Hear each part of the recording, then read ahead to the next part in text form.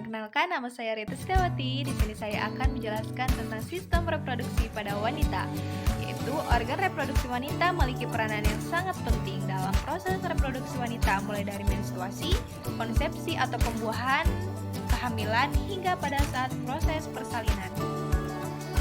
Anatomi fisiologi reproduksi wanita berdasarkan letaknya, organ reproduksi wanita dibagi menjadi dua bagian, yaitu yang pertama organ bagian dalam atau internal dan bagian luar atau yang sering disebut dengan eksternal. Nah, mari kita bahas dulu yang bagian dalam. Pada bagian dalam, organ reproduksi wanita ini terdapat ovarium. Ovarium letaknya berada di sebelah kiri dan kanan rongga perut bagian bawah, jumlahnya sepasang. Pada ovarium ini juga terdapat sekumpulan sel yang disebut dengan folikel.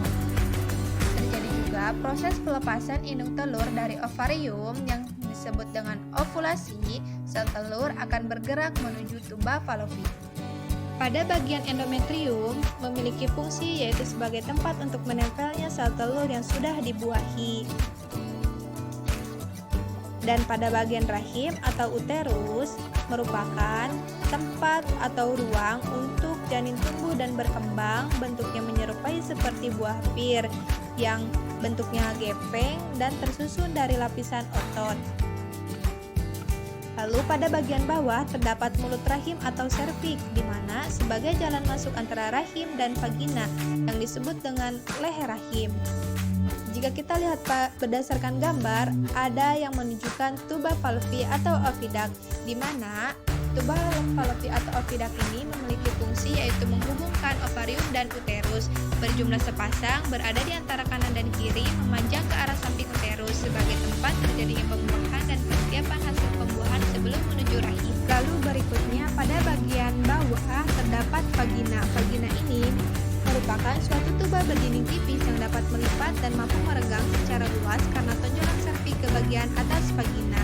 Vagina juga memiliki tempat di bagian dalam, di mana letaknya di belakang kandung kemih. Nah, vagina juga fungsinya yaitu sebagai jalan masuk sperma menuju rahim dan jalan keluar darah menstruasi serta keluar lahir bayi. Berikutnya, anatomi fisiologi reproduksi wanita yaitu pada struktur bagian luar. Berdasarkan letaknya yaitu ada yang disebut dengan bagian labium mayor. Labium mayor tersusun dari jaringan lemak dan jaringan keringat. Letaknya di bawah mons veneris dan memanjang hingga ke perineum, area kulit antara lubang vagina dan anus. Ada juga yang disebut dengan bagian labium minor. Labium minor terletak di labia mayora yang tersusun dari jaringan lemak dengan banyak pembuluh darah. Baik labia mayora maupun labia minor merupakan bagian sensitif yang bisa menerima rangsangan. Berikutnya yaitu yang ada yang disebut dengan bagian klitoris berbentuk seperti sebutir kacang hijau, sifatnya yaitu erektil. Demikian penjelasan mengenai hal tentang sistem reproduksi pada wanita. Semoga bermanfaat dan membantu pada proses pembelajaran teman-teman. Thank you for watching. Mohon maaf jika ada kesalahan. Bye-bye.